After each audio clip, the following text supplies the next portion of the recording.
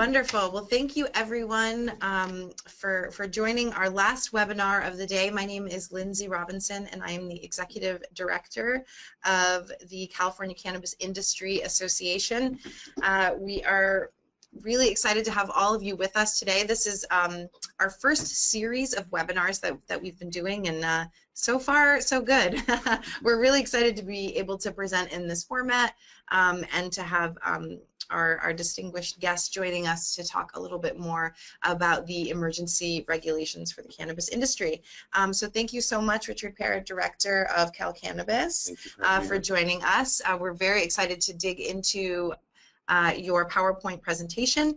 Just a couple of items before we get started. Everyone who is joining the presentation will be on mute. If you do have questions, please feel free to use the question option in the GoToWebinar control panel. Feel free to submit questions throughout. We'll try to get to all of them towards the end of the session. We have about an hour with Richard, so hopefully we'll be able to get through a lot of those questions.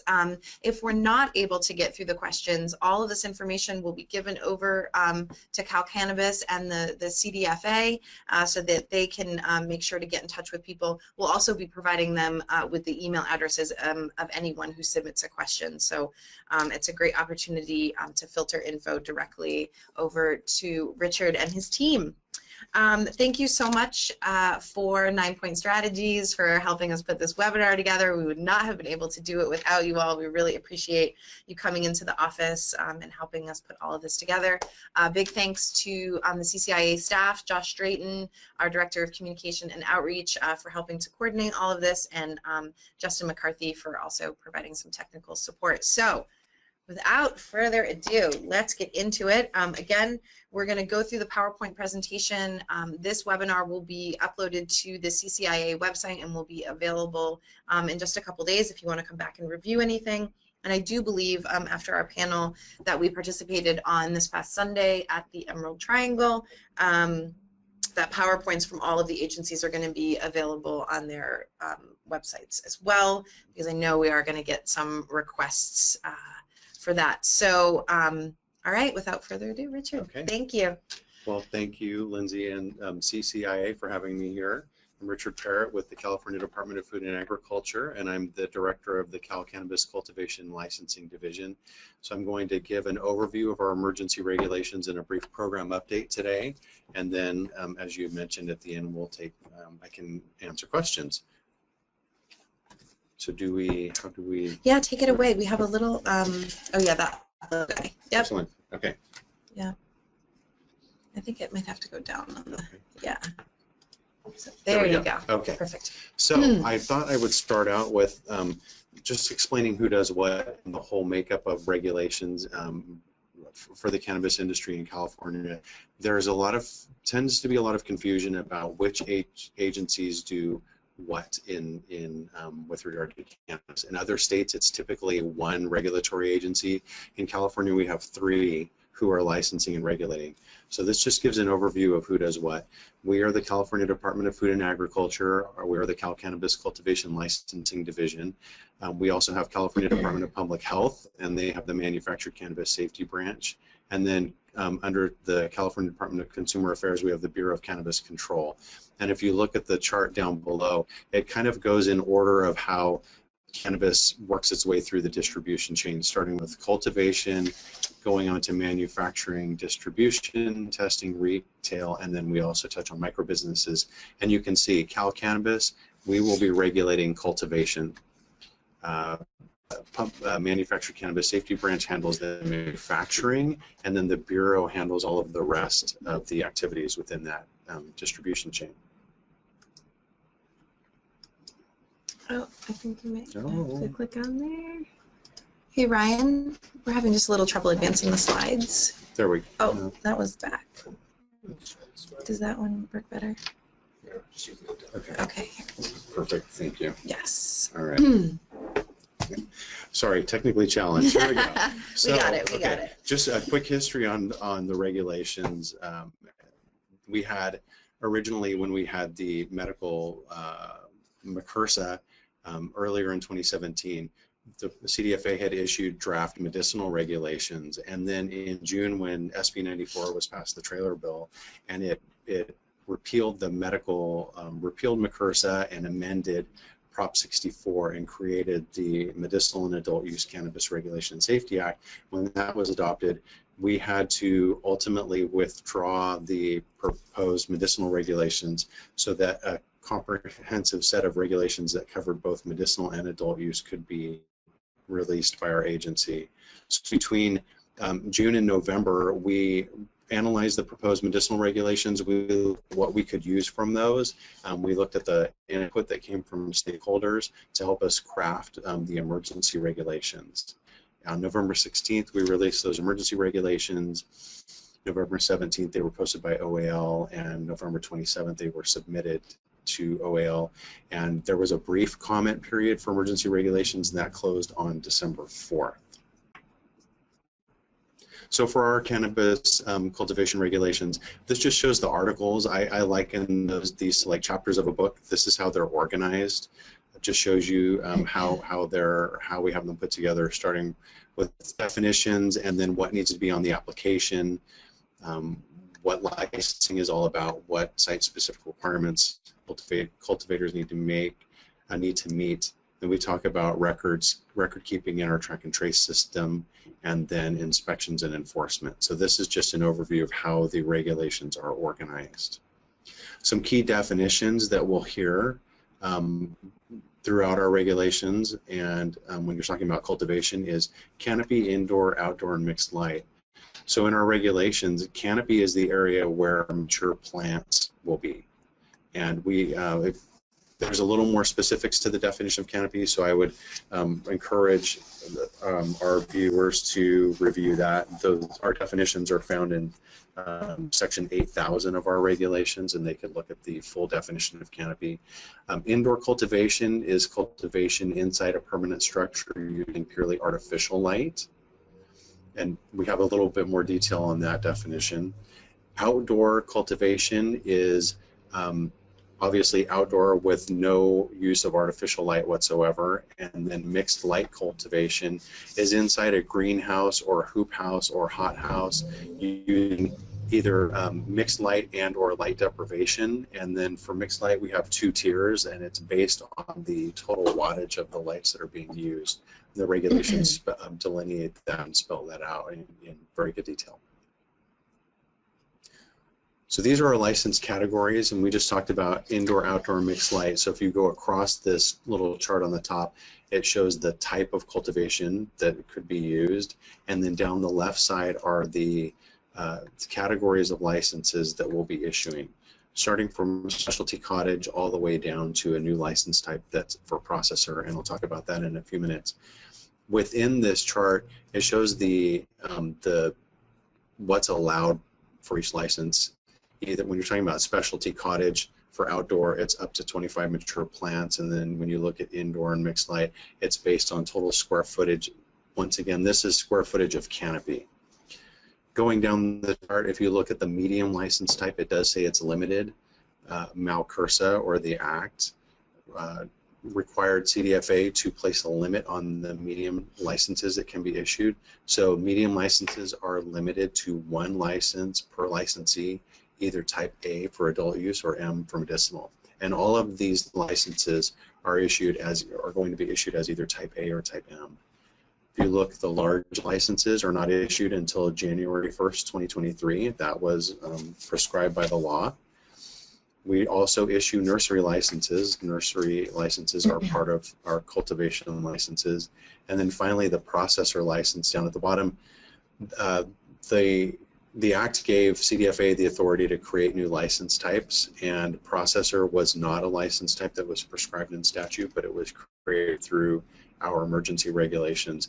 And it's very clear what a processor can do. They can conduct only trimming, drying, curing, grading, or packaging of cannabis and non-manufactured cannabis products. So I want to talk about temporary licenses a little bit. In an effort through the trailer bill, the SB 94 created the ability to have temporary licenses. This was in an effort to help bring the existing industry into a regulated market, and has a few requirements that need to be met in order to apply for a temporary license. It's not as robust of a set of requirements as for the annual licenses, and this was intended to basically allow business to continue as it has been and kind of get people introduced to licensing as they apply for annual licenses. So just some specifics on temporary licenses. They are good for 120 days, and they may be extended for additional 90-day periods. The catch there is that in order to qualify for an extension, the applicant needs to have submitted a complete annual application to the CDFA. There's no charge for the temporary licenses. They're free. There's no application fee for those as well. And then the statutory provisions for temporary licenses, as they sunset on January 1st, 2019. Okay. Great. So for annual licenses, they will be valid for 1 year, and it's actually 12 months from the date that they're issued. They're required to be renewed annually, and we do have non-refundable application fees and also a license fee and an annual fee that apply for the annual licenses.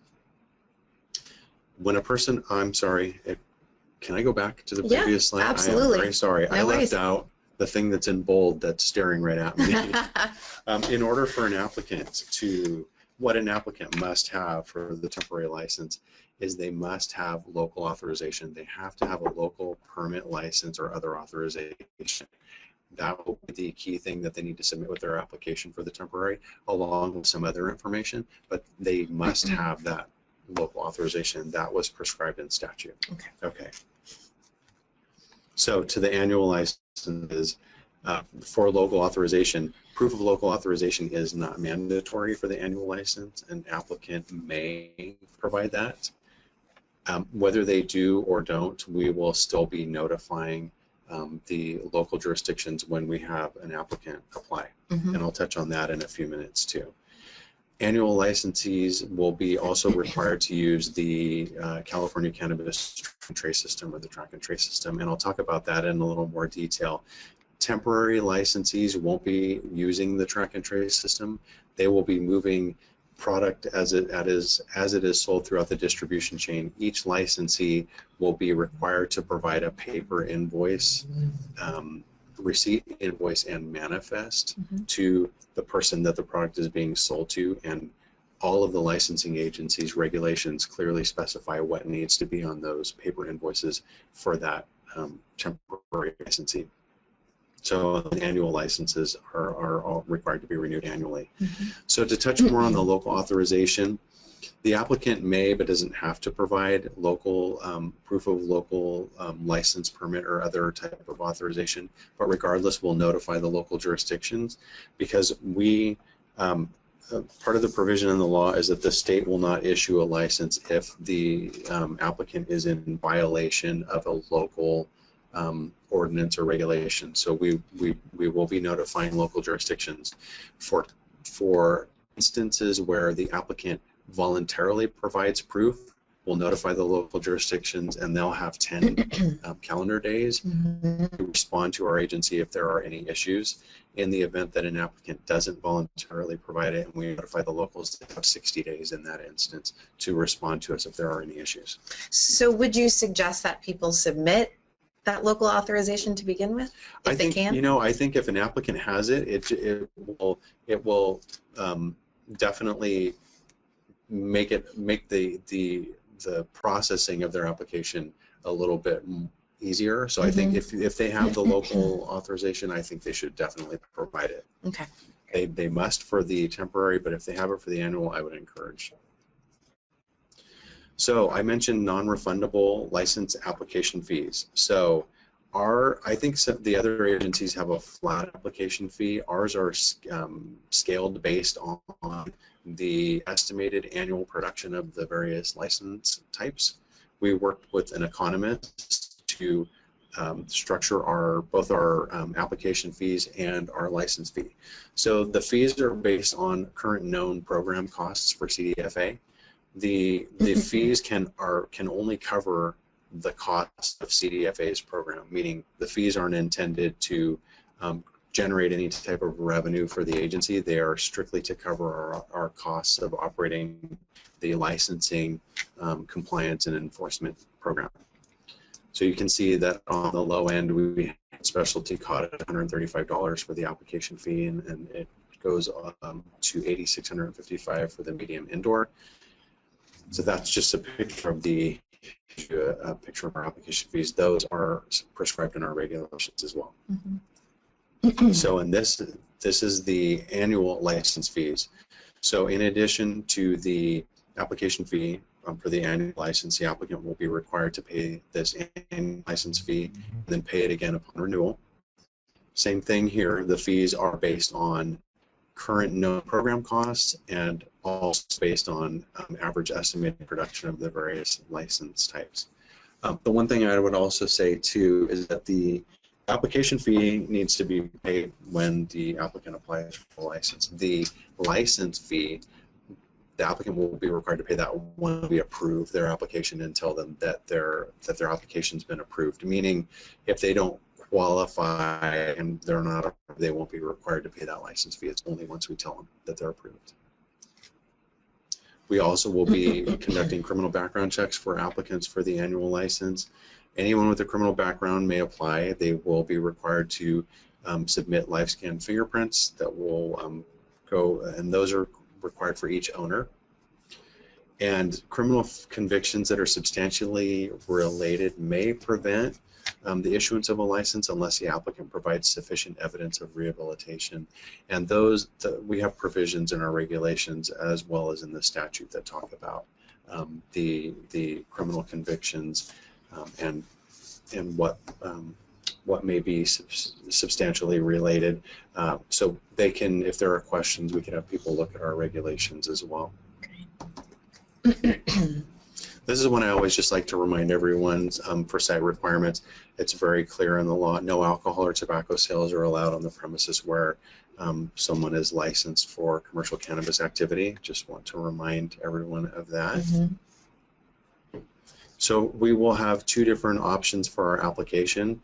We will have an online application system where people can apply right online and submit their the information that CDFA needs. They'll also be able to attach any documents that they'll need to provide. We have, those are all spelled out in our regulations for the application. There's a list of documents that the applicant will need to provide. They'll be able to upload those in the online system and basically attach those to their application. And we'll also have paper applications available for people who are not able to use the online system. So when our online system is open and available, we will have the paper application out there as well. And that will be on the CDFA's website. Okay, great. So we'll have a compliance and enforcement branch. As we move into 2018, we have a few staff in our compliance and enforcement branch right now. We'll be adding positions further into 2018. We'll have field offices for our compliance and enforcement structured throughout the state. We're in the process of determining where we're going to place those offices. One of the unknowns is where our licensees will all be located, so we're looking at strategic locations throughout the state right now. Mm-hmm. We will be conducting inspections of licensed cultivation sites, so we will have inspectors going to the licensed cultivation sites to ensure that they're complying with the rules and regulations, the statutes, and meeting all of the requirements that a cultivator needs to meet. We'll also be collaborating with other government agencies on our inspections. We won't be able to cover the entire state. We'll be working. We're in conversations with local ag commissioners and local agencies on partnering up and trying to maximize resources that may be out in the field. And we've got a pilot project with a few of the local ag commissioners that we're going to be working on in 2018 to see if we can share some resources for inspections. So this is to let everyone know there's a lot of talk of, well, what if I have a license and there's suspected illegal activity near me? Local jurisdictions will have the authority to take enforcement actions against illegal grow sites. We have an 833 a complaint hotline that is out there. People will be able to call and provide information to CDFA, and we will be able to, based on the information, determine what needs to be done with that. If we need to refer matters to local jurisdictions, we will. We'll be taking any action that's under the purview of CDFA as necessary, and we'll be also referring complaints that come into us that need to be referred out. So 1833 weed tip. We just think that's an important number for people to know. So a little bit about the track and trace system.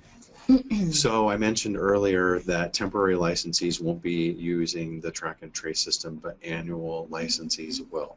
So a couple key things to know here. When a person who has a temporary license applies for their annual license and they're notified by the licensing agency that their application has been received, then within 10 days of being notified of that, they'll need to sign up for state track and trace training. So the state does have a vendor. The company is called Franwell, and the system they use is METRC. Down at the bottom of this slide, we say what METRC stands for. Licensees will be seeing more and more of this CCTT-METRC. So CCTT stands for the California Cannabis Track and Trace, and then METRC is the name of the system. Licensees will be required to go to training to learn how to use this system. It's meant to track cannabis products from seed to sale, so from cultivation down to the retail market. It requires the use of what are called unique identifiers. Those will be attached to so those will be attached to cannabis plants when they are, each mature cannabis plant will be required to have a unique identifier attached to that plant.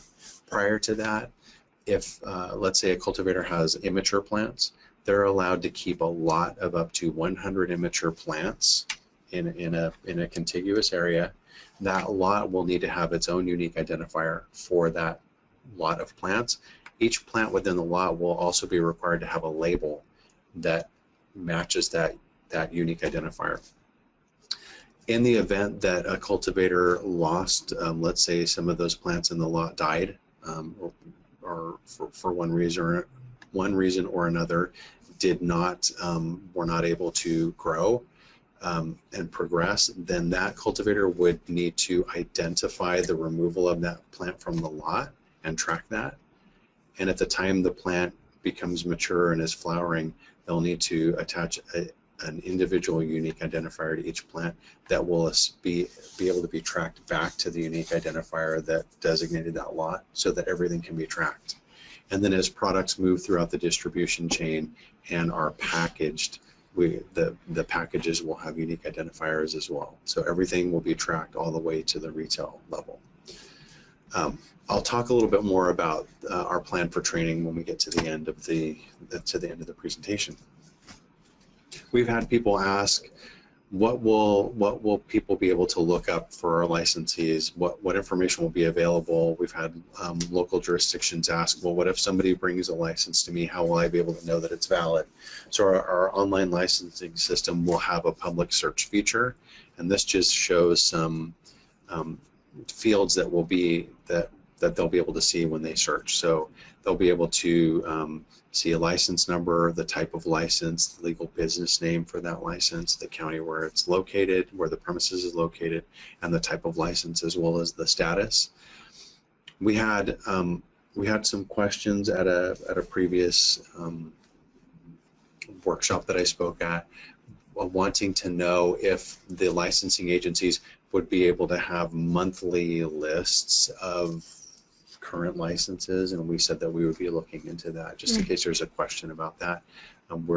We all said that we would look into that ability. It was a really good question and a good idea. So then this is just information about our website and our phone number. So we have a lot of information on our website. There it is. There is calcannabis.cdfa.ca.gov. We also have an 833 CalGrow number that people can call with questions, or they can email us, and there's our email address. We're very active on social media, Facebook, Instagram, and Twitter. So there's all of our information right there. People can also go to the cannabis portal. I didn't have that on this slide, but cannabis.ca.gov is kind of the central point. I know it's intended to be a one-stop shop. If people go to the cannabis portal they look at anything dealing with cultivation, it'll send them our way. And then I would also want to just talk about some outreach events that we've had going and our plans moving forward. So we've been throughout December, late November, and up through this week, we've been holding licensing training workshops. So these workshops have been intended to get people who are going to be applying for cultivation licenses to these workshops, and we're doing a high-level overview of what needs to be on the application. It's actually a presentation that I gave at Emerald Cup, and then we're giving them a walkthrough and a demonstration of the licensing program and able to answer questions for the cultivators about our licensing system. So the last one is tomorrow in Eureka. Okay. That'll be the 10th one. We did a series of 10 this month, so the last one's in Eureka. I believe it's filled. We had to take registration because we have a capacity. So we'll be doing more of these later in January of 2018. We don't have the dates and the locations yet, but we're planning that, so more information will be on our website. And then in January, our vendor for Track and Trace is going to be holding regional workshops, and these won't be the focus training, but there'll be regional workshops for cultivators, manufacturers, retailers, all of the licensees who are going to be using the Track and Trace system will be able to come to these workshops to learn about. It's going to introduce them to the Track and Trace system, show them at a high level what it's about, and get them with an introduction and understanding so that they're more prepared when they are scheduled for their more focused training, that they'll have a frame of reference when they come into that training. So we will have information on our website soon about those dates and locations, and I think we had a little bit of information at our booth at the Emerald Cup as well. So we'll have that on our website. And then we're working on some other information that we'll be able to get out to industry soon. That'll be on our website to give some more detailed information. We know there's a lot of questions out there, and so we're working on things sets of information that we think is pertinent for the industry. So I would say, for people to check our website frequently for updated information. Great. Okay, and I think that's the end of my slides. We'll go back one, and then that way people can get in touch. Excellent. Yes. So if folks have questions, please feel free to use the GoToWebinar question option. We'll try to get through as many of these as we can. We got quite a few, so for any question that we're not able to get to, we will be sending that over to the agency along with the name and the email of the person who submitted it, so that way your department can get back to folks. And we know that a lot of these questions that are coming from folks are issues of clarity, and so I know that you all kind of been trying to incorporate some of that into your frequently asked questions, which is great. I know the other agencies are doing the same, so these questions are being looked at and hopefully answered. All right, well, let's dig into it. Am I not mute? Yeah, there we go. Okay. You get catching some feedback. Okay. All right. Well, we're going to continue on. So we've been getting some questions through our question option here on the GoToWebinar.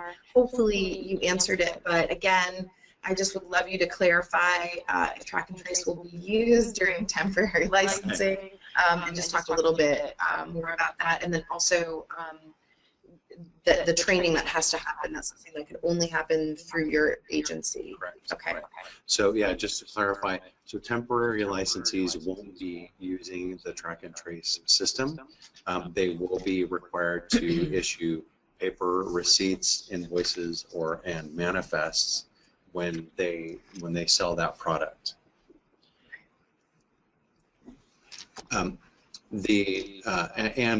each licensing agency's regulations spell out what needs to be on the receipt, invoice, or manifest. So I would say if there's a question about that, definitely refer to the regulations. They're very specific about what needs to be on that document.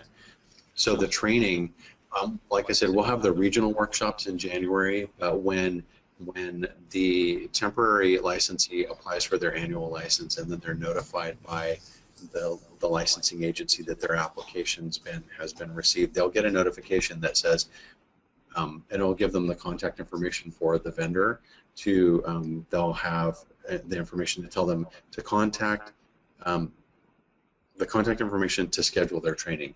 That training, we will, we're looking at either having classroom training, or we may end up having also the option of a web-based training that's interactive, where they will get a type of certification at the end of the training to show that to be able to demonstrate that they've taken that training. And we'll be looking for evidence of that before we'll be able to issue those unique identifiers to the annual licensee. Okay. Yeah. Great. Thank you.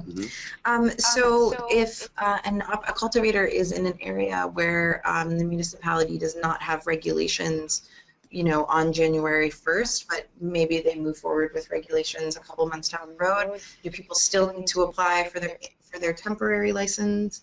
Can you talk a little bit about what that process is like? Right. So for the temporary license, one of the things that that is required, that did come right out of statute, is the applicant, if they want to get a temporary license with the state, they need to provide us with a local permit, license, or other authorization.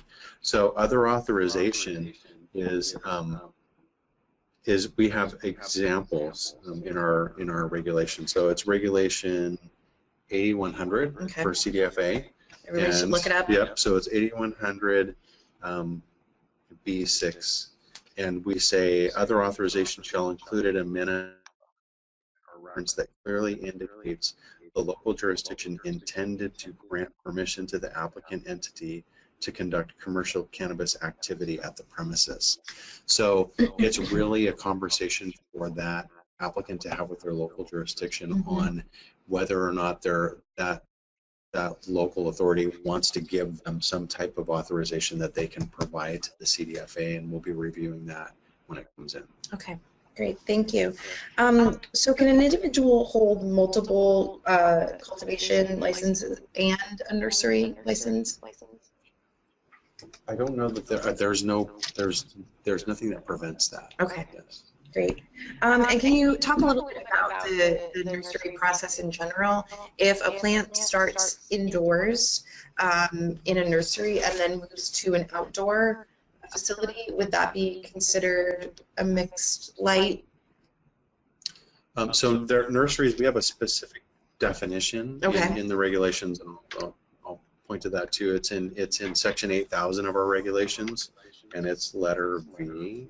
Nursery is a licensee that produces only clones, immature plants, seeds, and other agricultural products used specifically in the propagation and cultivation of cannabis.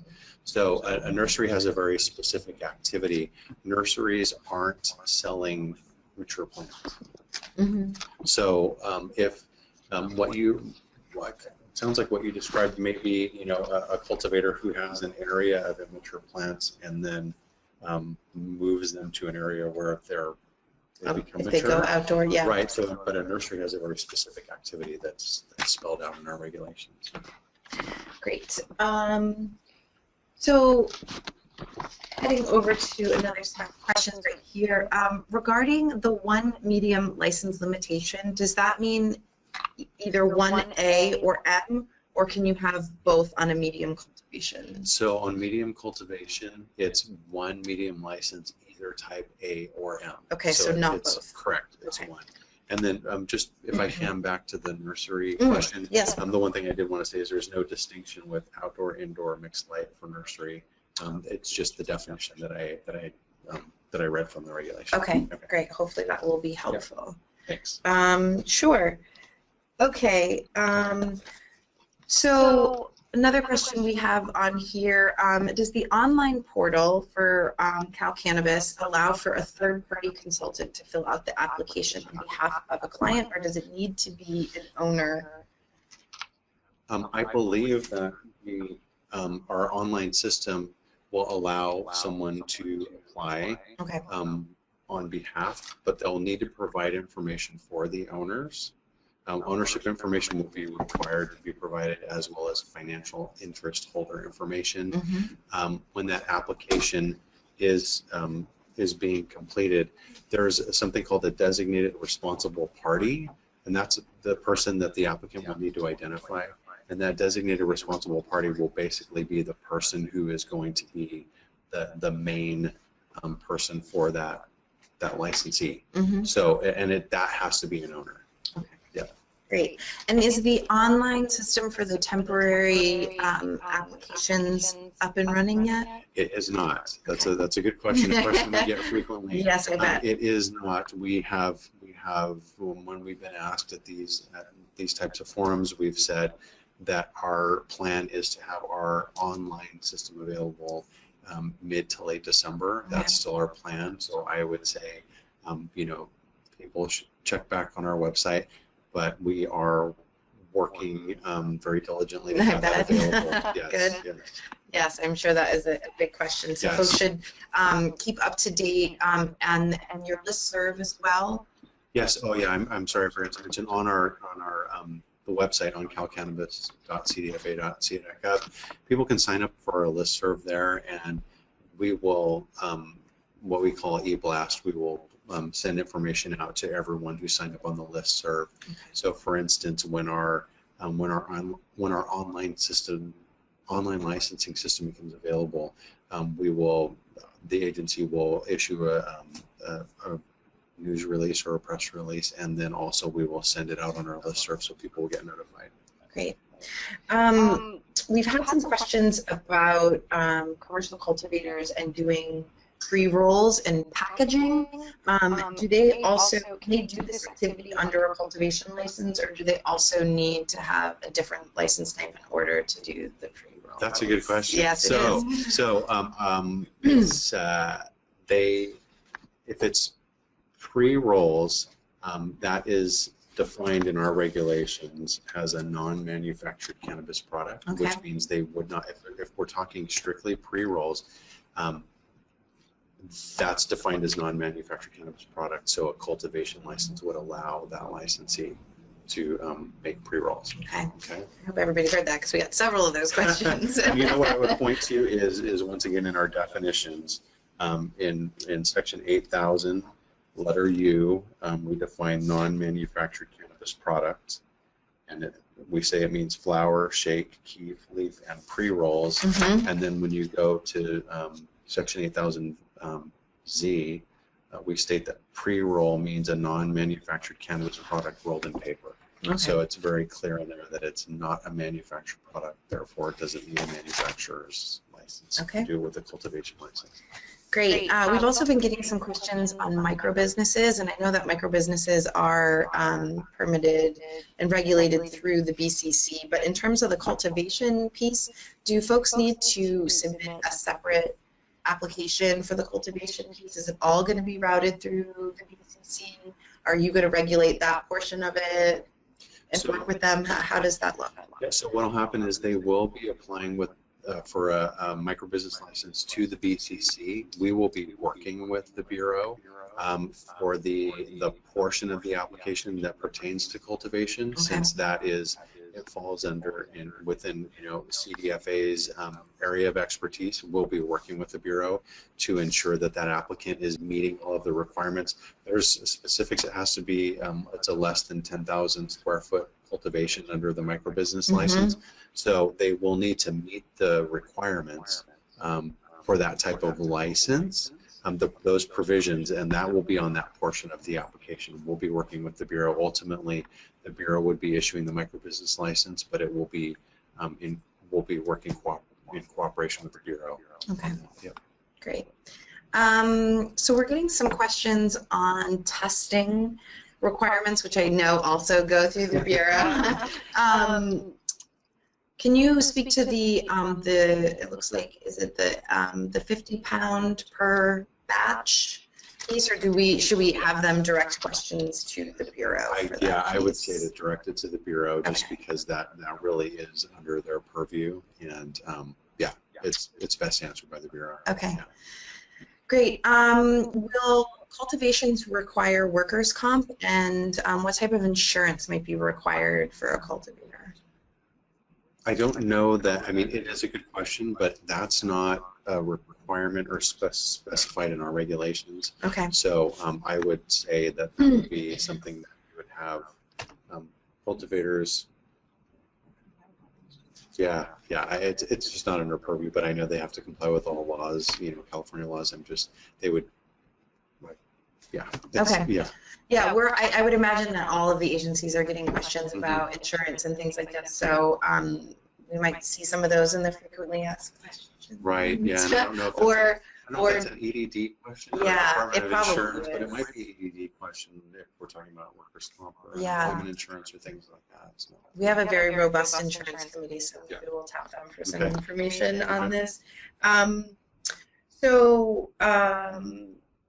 Couple other questions that we have here. So can cultivators process their own product, meaning trim, oil? I know we talked about the pre-roll, but it seems like there might be a little clarity needed around some of that other stuff as well.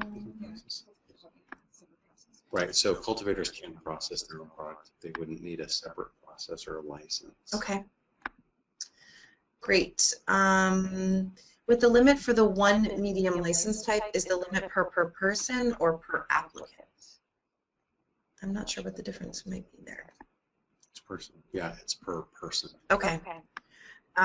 Great. And then how will the conflict between the 1 acre cap in the ERA and the no acreage cap in the regs be resolved, if it needs to be resolved? Well, our regulations are the driving, the regulations and statute are the driving, carry the force of law. So, and in our regulations, there is no provision for a cumulative limit on canopy. The limitation is on the medium license that we talked about. Mm-hmm. So ultimately, the regulations and statute are what carry the force of law. Okay, great. And then the large comes online in 2020. January 1st, 2023. Okay. Large licenses become available or no longer prohibited by statute. Okay, thank you. Mm-hmm. If a licensee holds both A and M licenses, does each plant need to be designated A or M from the beginning, like seed or clone, or is that something that would be separated during that mature, once it's designated as a mature plant, if it goes to in one direction or another?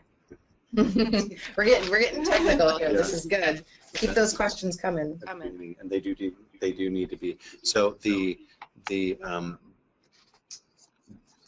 track and trace system is tracked by license, mm-hmm. right? And so if you have an A license and you have A products, right, and you have an M license and M product. When I was talking about your lots, let's say of immature plants, you're going to be tagging that with a unique identifier that relates to that license type, mm-hmm. which, so if it's A, then those are going to be a lot of up to 100 immature A plants, so it is from the beginning. It is from the beginning. Okay, that's great information.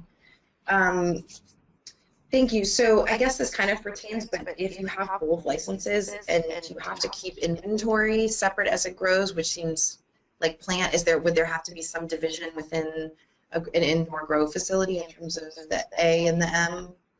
Well, I think each license, so you have to have a premises for each license. You can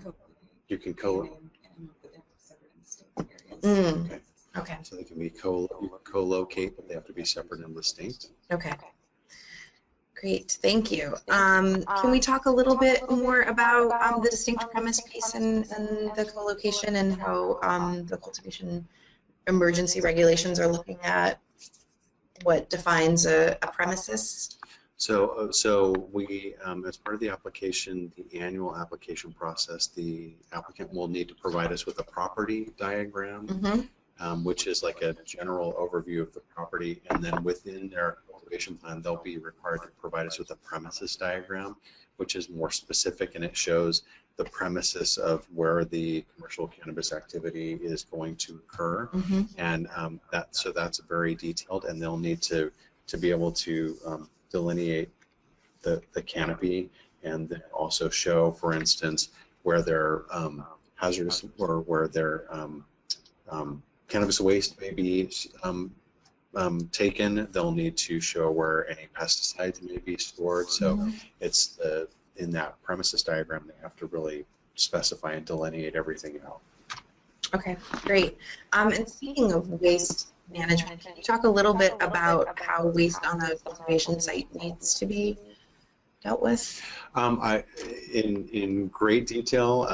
I would just refer everyone to our regulation on that.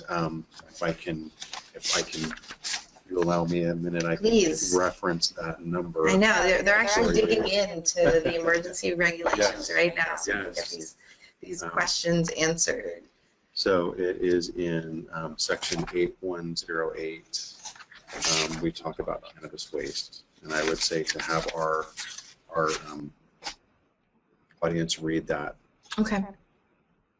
Great, and we'll make all of this information available for sure in multiple forms. So again, this webinar is going to be posted on the CCIA website in just a couple days, so folks can refer back. But if you have any specific questions, you can certainly reach out to the cannabis department, and they'll make sure that they get you the information you need. So this might not pertain to you. This might be more of a BCC question, but will dispensaries be able to package flower, A, themselves, and B, are there opportunities for a cultivator to go directly to a retailer without having distribution in the middle?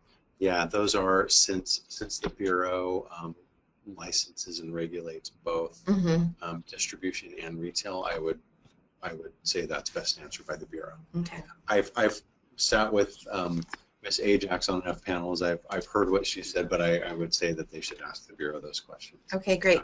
And if folks are looking to do a deep dive into the emergency regulations, where can those be found? So the emergency regulations are on our website and also on OAL, on the Office of Administrative Law's website. Great. And they can do a deep dive and read through. Ours are, I think, ours are about 63 pages. Yes, yes, they are. Okay, so we have gotten quite a few questions, and I know we talked about this a bit on the panel at the Emerald Cup this past weekend.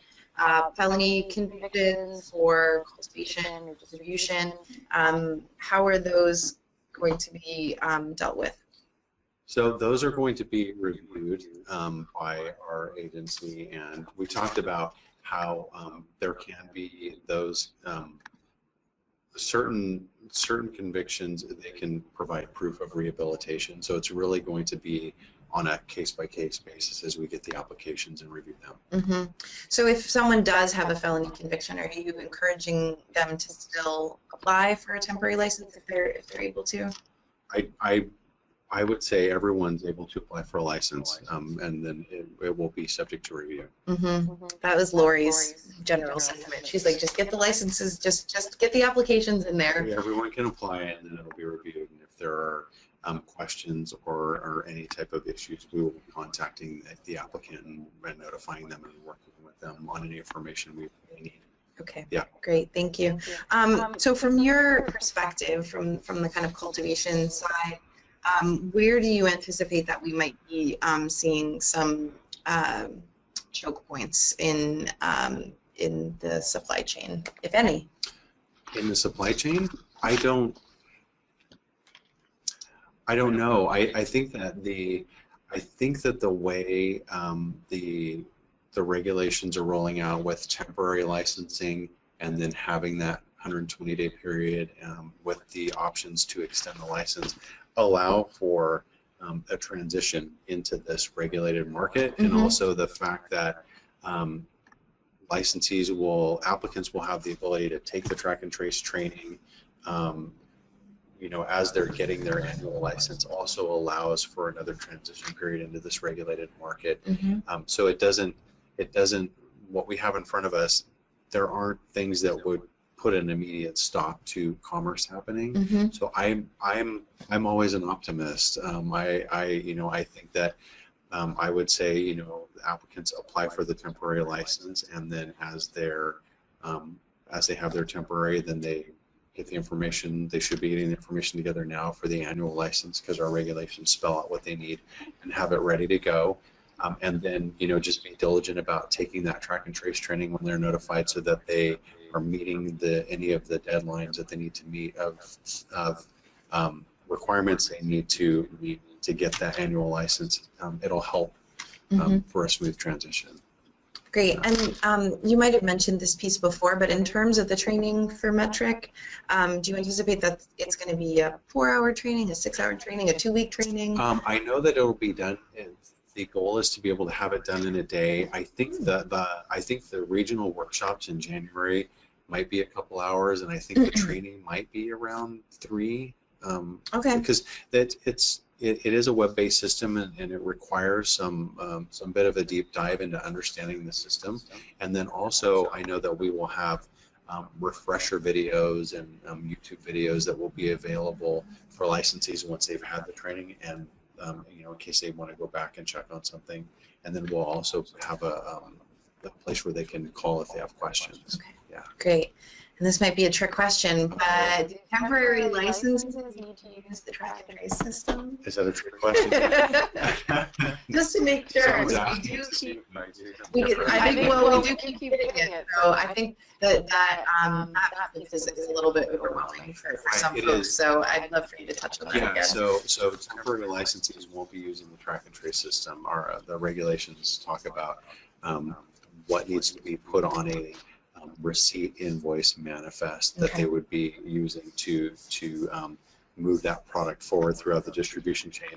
And the reason why we did it this way is because we need them to have the training in order to use a track and trace system.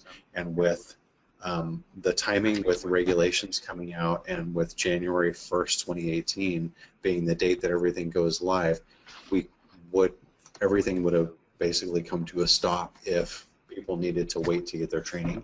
And we know that temporary licensing provisions were put in there to allow the market to continue as people come into compliance. And so that's why temporary licensees aren't using track and trace. We don't want the market to come to a grinding halt. Yeah. No, that would make it really difficult for folks to become compliant, which I know is the goal of all of the agencies, is to be able to help foster that movement. Yeah, great. So in terms of the annual inspections that will have to happen, they would probably differ a little bit, I'm sure, with outdoor grows rather than indoor grows. Is there some coordination going to be made with local fire departments, the way that you need a fire department to come in and inspect a manufacturing facility in order to get the permit? Are you envisioning something similar? As far as a coordinated effort for inspections? Yeah, or what do you have an idea of what those inspections might look like? We are, we're part of, we're very active in various task forces that are out there with local law enforcement, also with the Bureau and other agencies. One of the things that we want to avoid where we can is what we would call they call it audit fatigue, is having a licensee have a bunch of different people visit them at different times. So we are, as much as we can, going to try and coordinate efforts so that when we go out, it's as much as we can at one time, so that our licensees aren't being bombarded with inspections all the at different times. Yeah, that's great. So we've gotten a few different questions about how do cultivators get their product to market? You could speak a little bit about that. And then do you think that there is an option for direct sales, like a farmer's market, for cultivators to be able to sell directly to consumers at some point? Oh, at a farmer's market? Yeah. Those kind of teeter into the Bureau's purview. When we talk about our cultivation licenses don't allow for direct, obviously the only license type that can sell direct to the public is going to be a retailer. So it's really that's a question that's really for the Bureau. Okay. Yeah. Okay. What are some of the most pressing questions that you all have been getting in terms of clarifying some of the regulations? We've been asked about the definition of canopy. Mm-hmm. We've been asked about there were questions we had early on if the use of generators were going to be banned, Mm-hmm. and so in our regulations we have you know a clear definition of what canopy means. We talk about what can be used with, you know, as far as generators. So our regulations talk about that and kind of give the specifics. Those are the two biggest ones that jump out at me right now. Great. Well, we are just about wrapping up. I think we've gotten through almost all of our questions. Last one that just came in here. Are cultivators required to package flower? I believe that cultivators will be. I know that cultivators will be putting flower in packages. But I don't think they're required. I don't know if they are. That's a good question. So that's one where let me, if I can, research and okay. And might be a good one for a frequently asked question, which I know all of the agencies are gathering all of this good feedback to. If I can make a note of that one, then I'm going to. I'll make a note of that. And it was can. Are cultivators required to package flower? Also, too, all of these questions are going to be submitted directly over to the agency so that they can have that information and reach out directly to folks if some of this stuff has gone unanswered. But that basically brings us to our wrapping up point. I really appreciate everyone spending the last hour with us, and for all of your great questions. We'll make sure that they get over to the agency. I really want to thank Richard for coming in. And thanks for not being too hard on me with the questions. Yeah, no, I got really good questions coming from the audience. So yeah, and I know that everyone really appreciates you coming and sharing all this. We could be here and help out. We want to, as much as we can, get information out to everyone so that it makes it easier for them to understand the laws and regulations and comply. So thanks for having us here. Absolutely. Our pleasure, for sure. Thanks again to 9 Point for helping put this webinar together. We couldn't have done it without you. And thanks to all of you for participating. Keep in touch. Thanks. Thank you.